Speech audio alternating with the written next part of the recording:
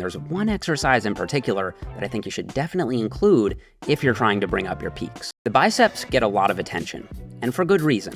Simply growing this one muscle can make a dramatic difference in how jacked you look in a t-shirt. So in this video, I'll be covering the best and worst biceps exercises based on the latest science. I'm gonna rank them on a tier list from S for super to F for fail. And at the end, I'll crown one exercise as the best of the best, and I'll pick one as the worst of the worst. And here's my criteria for ranking exercises. To get into S tier, it needs to provide high tension, especially in the stretched position. It needs to feel good, which means it doesn't cause elbow pain, and it has a smooth resistance profile. And it should have a simple progression. That's ultimately what keeps your arms growing. If you can't add weight or reps over time, I'm knocking it down. Now, the biceps have two heads, as the name biceps implies. There's a short head, which sits on the inside of your arm, and a long head, which sits on the back of your arm and contributes more to that elusive biceps peak. There's also another big muscle that sits underneath the biceps called the brachialis, and it's actually just as big as both heads of the biceps combined,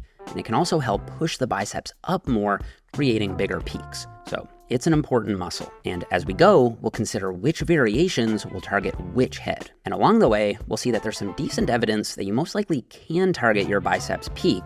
And there's one exercise in particular that I think you should definitely include if you're trying to bring up your peak.